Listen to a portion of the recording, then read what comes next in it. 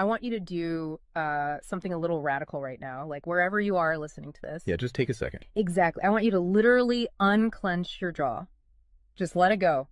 Drop your shoulders. Most of us don't even realize we're tensing up, you know? Right. And look, I don't care if you just finished, a grueling 12-hour shift on the hospital ward, or if you just stepped off a loud, dusty job site. Or even if you're just mentally exhausted from staring at screens all day long. Leave it at the door. It's over.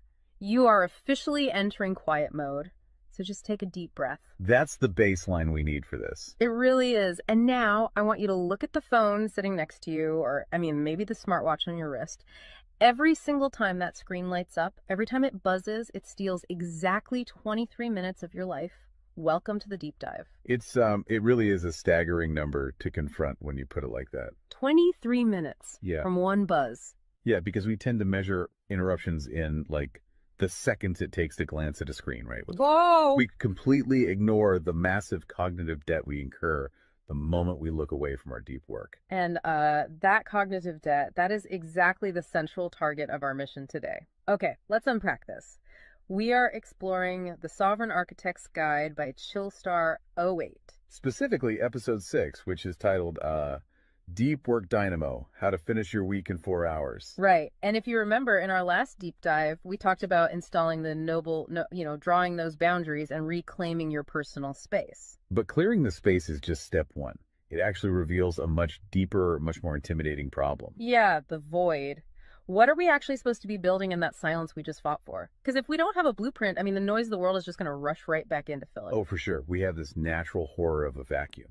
The second our schedule opens up even slightly, our instinct is to pack it with activity. We just have to be doing something constantly. Exactly. We are culturally conditioned to equate motion with progress. Yeah. But Chillstar 08 introduces a really brilliant distinction here. She talks about the trap of idling. I love this concept so much. Think about a car engine, right? Mm-hmm. The engine is running, the pistons are firing, it's burning through all this expensive fuel, making a ton of noise and vibration. But the car is in park. Yes, it isn't going anywhere, and that is what most of our daily quote-unquote busyness looks like. We feel incredibly productive because we are in constant motion. Right. You check a text message while you're sitting at a stoplight. Or you answer a quick email while walking from your car to the front door. You stare at a spreadsheet on your laptop while, your family dinner is sitting right in front of you, literally getting cold. And that right there is the illusion of productivity. You end your day feeling physically and mentally depleted because you were constantly doing something. So you didn't actually do anything that matters. Exactly. If you step back and evaluate your legacy, the deep, meaningful work, the art, the business strategy, the relationships. Right, the relationships that actually move your life forward. None of it progressed. You spent 8 hours idling. You were everywhere, which means you were truly nowhere. Man, that hits hard. And this brings us back to that terrifying 23-minute statistic from the research she cites. I don't want to just gloss over this. No, we definitely shouldn't. Because understanding the mechanism behind it is crucial. Why does a 5-second distraction cost us almost half an hour? It basically comes down to how our prefrontal cortex manages working memory. Your brain is not a computer processor that can just run multiple applications in parallel. Right. We can't actually multitask. Exactly. When you are doing deep work, say writing a complex proposal, your brain loads this massive fragile web of context into your working memory. Like holding all the pieces of a puzzle in your hands at once. Yes. You are holding multiple variables, ideas, tones all at once. So when your phone buzzes and you glance at a text from your partner asking about groceries, your brain is forced to execute a context switch. So it has to dump all the proposal data just to load the grocery data. It literally flushes the working memory buffer, yeah. It has to process the new rules and the emotions associated with that text message. Wow. And then when you turn back to the proposal, you cannot just pick up where you left off. Your brain has to laboriously rebuild that entire web of context from scratch. Oh, I hate that feeling. Were you just staring at the screen like, what was I even saying? Right. It has to retrieve the thread of your argument.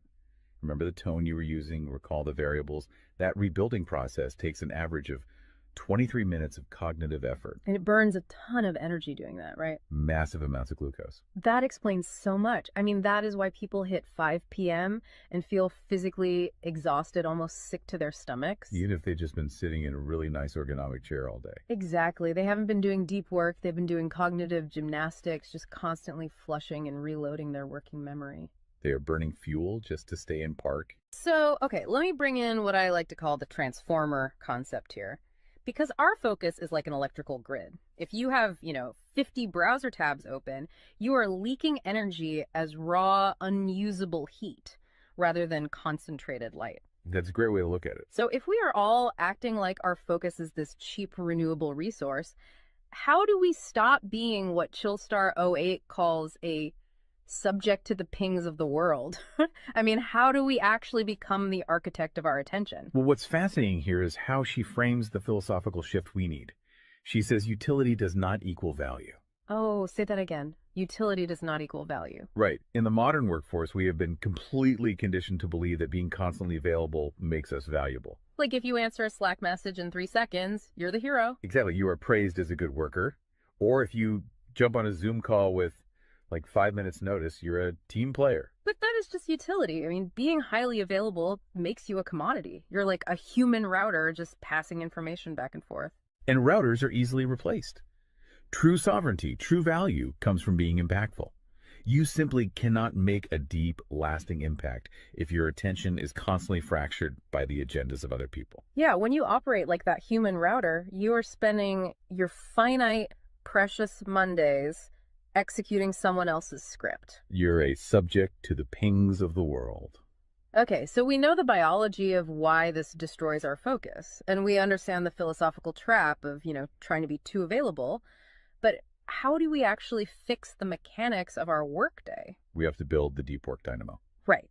So think of your attention like water pressure. If you poke 50 tiny holes in a garden hose, open browser tabs, email notifications, group chats. The water just trickles at the end. Exactly. You cannot wash a car with a trickle. You're just making the driveway wet. That's true. So the Dynamo Audit she lays out, it's about putting a high pressure nozzle on that hose. It narrows the opening to create a stream powerful enough to actually blast through the dirt. And the first step in that audit is auditing the physical environment itself. She calls it analyzing your signal-to-noise ratio. Okay, so visualize your workspace right now. She asks you to determine if it is a sanctuary or a transit hub. Let's be honest. Most of us are operating in transit hubs. A transit hub is a place of constant arrival and departure. People walking by, announcements over the loudspeaker, just a blur of motion. Yeah, and you can't build a legacy in a train station. But we need to push past the basic phones are distracting advice, right? Because our listeners already know that. Oh, absolutely. Chillstar '08's rule is much more brutal than that. She says if the phone is even sitting on your desk, even face down, it is acting as a parasite on your cognitive grid. A parasite, just by being in the room. The research supports this entirely, by the way. The mere presence of a smartphone in your visual field, even if it is completely powered off, measurably reduces your cognitive capacity. Because your brain is having to actively expend energy to ignore it, right? Exactly. It is running a background process that just keeps saying, don't check the phone, don't check the phone. That is energy being actively stolen from your primary task. So sovereignty literally begins the moment you physically remove the device from the room, put it in a drawer down the hall. Close the door. Make the physical environment quiet. But okay, let's say you've done that. That doesn't stop your own brain from creating internal noise, right? Like trying to juggle 5 projects at once. How do we fix the internal wiring? That brings us to the second pillar of the audit, which is the batch wiring rule. This directly addresses the danger of switching fatigue, which we touched on with that 23-minute penalty. Right, the cognitive glucose burn. Yeah. When we attempt to multitask, like writing a creative brief, then pausing to check inventory levels, then answering 3 customer service emails. And then trying to go back to the brief. Right. We are grinding our mental gears to dust. We are switching between entirely different cognitive states. Because creative writing uses a completely different part of the brain than calculating inventory, obviously. They require entirely different operating frequencies. So the batch wiring rule dictates that you must group similar tasks together based on their cognitive load. Okay. And you do not switch the current until that specific type of work is completely done. You do all your deep analytical thinking in one high voltage And burst. then you save all your reactive administrative stuff for a separate lower voltage block later in the day. Precisely. It's all about staying in one gear. Like if you are driving up a really steep hill, you don't constantly shift between first gear and fifth gear. You lock into the gear that provides the right torque and you just ride it out. That's a perfect analogy. But okay, here's where it gets really interesting. This leads to the third pillar of the audit, and this is where I actually need to seriously push back on the source material a bit. She calls this the zero access window. Ah, yes. This is usually where the resistance starts for people. Because it sounds impossible for a normal person. She says you cannot just plan to be focused, right? You have to legally schedule it. You have to lock in one sovereign hour. Yeah, 1 hour where you are legally dead to the outside world. No boss, no family, no, hey, do you have a second for a quick question? Just you and the blueprint. It's extreme, yes.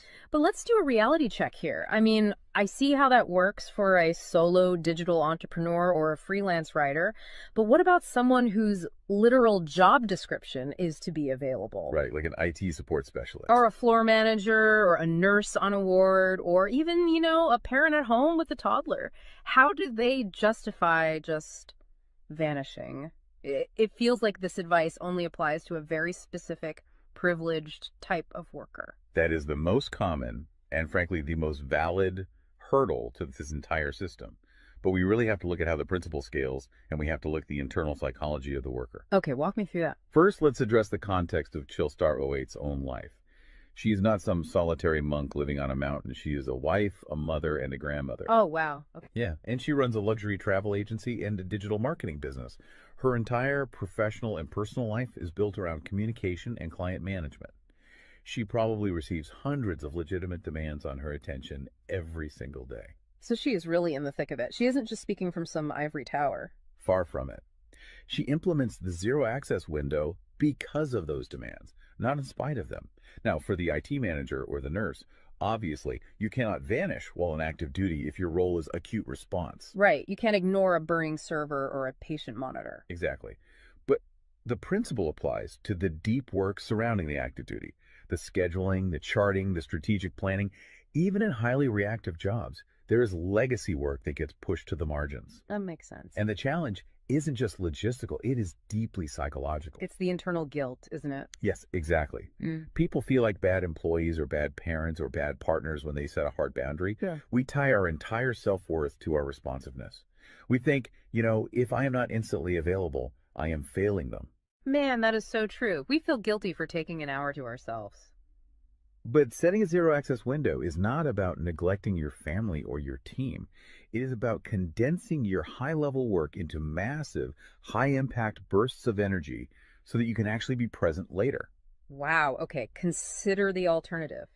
If you don't carve out that absolute focus, you end up giving your family or your team partial fractured attention for 12 hours straight. Exactly. You are physically at the dinner table, but mentally you are drafting an email. Or you are sitting on the floor playing with your kid, but you're checking a Slack notification over their shoulder.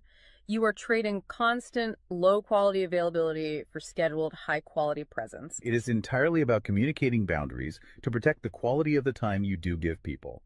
You tell your team, look, I am going offline for 60 minutes to finish this crucial report. If the servers literally catch fire, call this specific emergency number. Otherwise, I will address all questions at 11:00 a.m. Right. You aren't vanishing to hide. You are vanishing to get the work done efficiently so you can actually live your life. Which brings us to the ultimate why behind this entire system. Because once you fight through that guilt, once you build this 4-hour fortress, you have to know what it is all for. It's not just about becoming a hyper-efficient robot. No, because if you use these tools just to do more of your boss's busy work or to take on 3 more stressful projects, you have entirely missed the point. You are just speeding up the treadmill. If we connect this to the bigger picture, the destination we are driving toward is a concept she calls passive magnetism. Okay, break down passive magnetism for us, because it sounds a bit abstract. Think of it as the gravity your work generates when it is undeniably good. Most people operate with active desperation. They are loudly networking, constantly posting, aggressively chasing clients or promotions. Just relying on sheer volume to get noticed. Right. Passive magnetism is the exact opposite. It is the ability to attract results, clients, wealth, legacy, or respect through the undeniable quality of your deep work. Because you actually took the time to build something substantial rather than just talking about building it. Yes. When you engage the deep work dynamo, you produce work so concentrated and so valuable that it acts as a magnet. You don't have to chase the market comes to you. And the ultimate prize of achieving that passive magnetism isn't just more work. The prize is time. Time is the ultimate currency. The dream of the sovereign architect is to finish an entire week's worth of business output in just 4 hours. You do this high voltage work often while the rest of the world is literally still hitting the snooze button. You free up the remaining hours so you can go be a traveler, so you can be a creative. So you can be a fully engaged grandparent like Chillstar 08. Exactly. She frames it beautifully in the source text. She says, we wire for silent so we can live in volume. Oh, I love that. We embrace the discipline of the quiet fortress so that our actual lives can be loud, vibrant, and fully experienced. We are finally taking control of the dial. But, making that shift from a frantic, reactive employee to a calm, sovereign creator requires a massive shift in identity. You have to tune your mind before you sit down to do the work. It is really difficult to just sit down at a desk and instantly command your brain to perform deep work, right? Especially if you've spent the last hour navigating traffic and listening to the news. You need a transition ritual to cross that threshold. And Chillstar 08 provides something for this transition called the Chillstar's Creed. It is designed to be a grounding frequency. It really centers you. Yeah, so I want you, the listener, to use this. I want you to imagine a slow, steady heartbeat in the background. Just a deep, resonant 528 hertz frequency.